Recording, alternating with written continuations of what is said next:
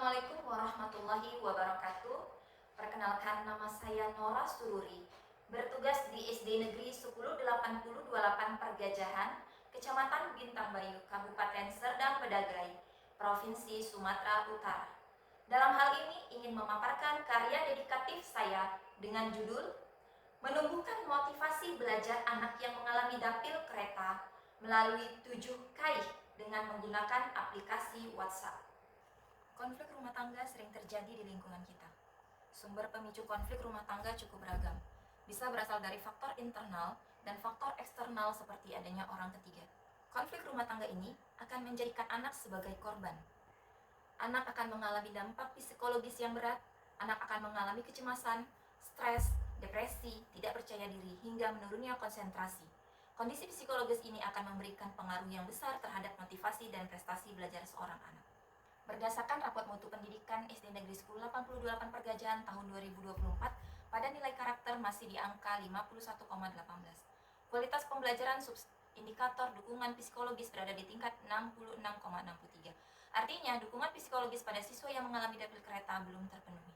Berdasarkan data yang saya peroleh, di SD Negeri 108028 Pergajahan terdapat 2 orang siswa yang mengalami dapil kereta, yaitu dampak psikologis dari retaknya rumah tangga. Siswa pertama yaitu Anggi Bagus Rocky, seorang siswa yang memiliki karakter kurang baik akibat ditinggal kedua orang tuanya, sehingga harus bekerja menjual sayur untuk kebutuhan hidup sehari-hari, sehingga ia sering tidak hadir ke sekolah.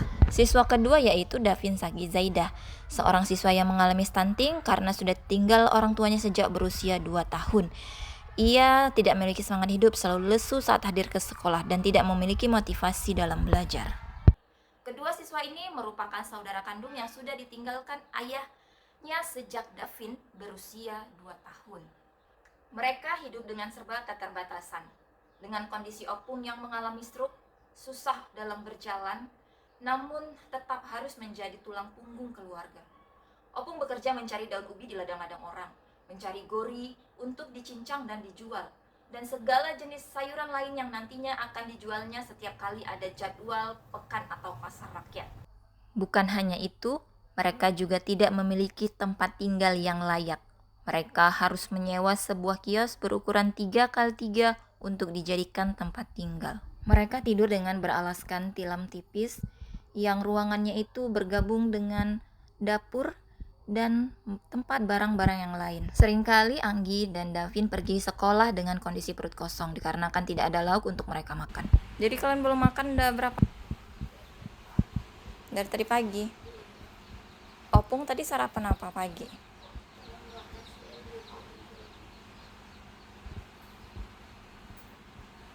Jadi Rocky belum makan juga, Rocky? Rocky belum makan? Beli roti. Mereka sering makan dengan nasi putih lalu ditaburi Royco penyedap rasa, sehingga mereka mengalami gizi buruk. Seragam sekolah mereka yang kotor itu menjadi pemandangan setiap hari warga sekolah. Mereka harus mencuci pakaian sendiri dengan kemampuan seorang anak berusia 8 tahun. Anggi dan Davin juga pernah terkena penyakit kulit akibat hidup yang tidak bersih. Udah berapa lama tangannya? Cek gini, lihat ibu.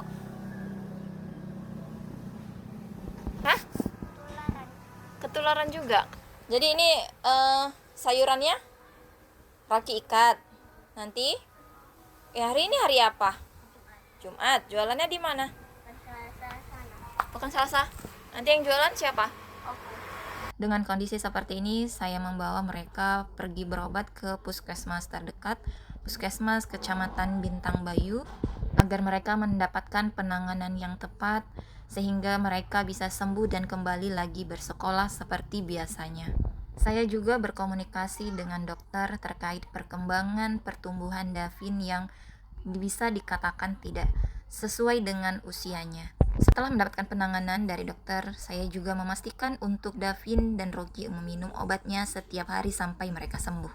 Bukan hanya tempat tinggal yang tidak layak, tempat tinggal mereka juga jauh dari sekolah. Mereka harus berjalan kaki dengan jalan yang mendaki dan tidak ada angkutan umum.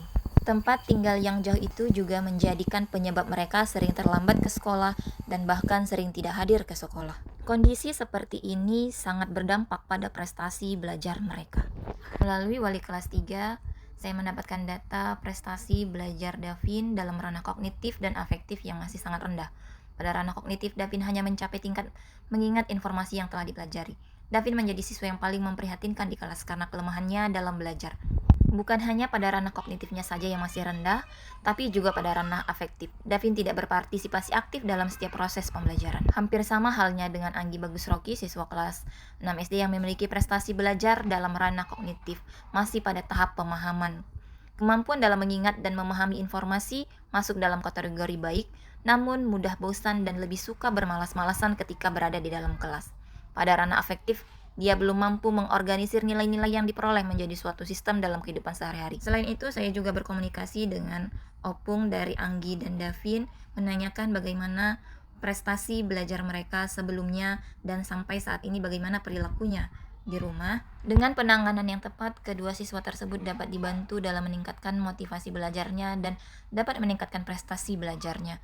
Pendekatan yang individual dan dukungan yang berkelanjutan akan sangat memberikan kontribusi yang nyata terhadap kemajuan dalam motivasi belajar dan prestasi belajarnya. Tantangan dalam menumbuhkan motivasi belajar dari kedua siswa yang mengalami dapil kereta dampak psikologis dari keretakan rumah tangga ini, pertama tantangan internal yaitu kondisi emosional Anggi, Bagus Rocky, dan Davin yang labil, sering marah dan sulit fokus saat menerima pelajaran, sehingga mudah bosan dan menjadi cepat menyerah. Tantangan eksternal yaitu berasal dari lingkungan, yaitu Anggi dan Davin, siswa yang mengalami dapil kereta dampak psikologis dari keretakan rumah tangga, sering tidak mendapat dukungan moral dan material dari orang tua, sehingga kurang memiliki dorongan untuk belajar. Tidak ada yang membimbing mereka belajar di rumah, sehingga mereka tidak dapat meraih prestasi di sekolah. Berdasarkan kasus ini, saya melakukan pendampingan individu dalam memberikan perhatian khusus setelah pulang sekolah maupun di luar sekolah.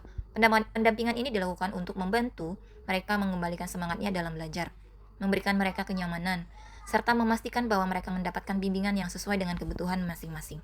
Dalam upaya memberikan motivasi belajar dan meningkatkan prestasi belajar, guru menerapkan 7 kebiasaan anak Indonesia hebat. Dalam penerapan 7K ini, guru memberikan jurnal harian kepada Anggi dan Davin sebagai alat yang dapat digunakan untuk mencatat kejadian atau perasaan. Selain itu, guru juga memberikan perhatian khusus, yaitu setiap pagi hari guru melakukan panggilan video melalui WhatsApp, khusus melihat aktivitas yang dilakukan Anggi dan Davin di pagi hari. Saya dan kepala sekolah juga berupaya untuk memberikan tempat tinggal yang nyaman untuk Anggi dan Davin agar mereka dapat hidup lebih baik lagi. Selain itu, saya juga melakukan kerjasama atau MOU dengan Puskesmas Kecamatan Bintang Bayu untuk dapat memberikan layanan kesehatan khusus seperti pemeriksaan berkala, pemberian vitamin, dan pemantauan kondisi kesehatan yang lebih intensif lagi bagi siswa yang mengalami gizi buruk. Saya wali kelas 3, di sini saya ingin menyampaikan perkembangan anak kami yang bernama Davin. Untuk masalah kehadiran, Davin sudah mulai meningkat, sudah rajin untuk hadir datang ke sekolah. Kemudian untuk khusus belajarnya, dia sudah juga meningkat dalam hal belajar. Dan anak kami ini, si Davin, dia sudah mulai aktif dalam proses pembelajaran di kelas. Udah ibu perhatian dari mulai masuk orang ini sekolah di sini. Ibu perhatian sama anak dua itu, si Davin sama si Rocky. Jadi aku minta terima kasih Bu, yang gak sekolah disusul, yang dikasih jajan, yang dikasih sarapan. Orang itu ngadunya sama aku, Ibu. Saya Rocky, saya mendori, saya setiap hari diajarin di rumah. Saya sering dijemput ibu di sekolah. Saya perwakilan dari Desa Pergejangkahan. Kami akan memberi dukungan kepada masyarakat yang kurang mampu, terutama di SD Negeri Pergejangkahan yang bernama atas nama Rocky. Kami berusaha mengusulkan bantuan kepada mereka. Insya Allah kami usahakan. Saya Kepala Sekolah SD 108028 Pergajahan Kecamatan Bintang Bayu. Dengan adanya program pendampingan pada anak yang mengalami dapil kereta melalui 7 kebiasaan anak Indonesia hebat, tingkat kehadiran dan disiplin siswa-siswa di SD Negeri 108028 Pergajahan mengalami peningkatan. Contohnya, siswa yang bernama Davin dan Rocky sudah rajin hadir ke sekolah tepat pada waktunya. Dalam upaya menumbuhkan motivasi belajar untuk siswa yang mengalami dapil kereta, telah memberikan hasil yang signifikan. Hal ini terlihat dari meningkatnya rapot pendidikan tahun 2025 pada nilai karakter, indikator kualitas pembelajaran, subindikator dukungan psikologis berada di angka 72,39, naik dari tahun sebelumnya.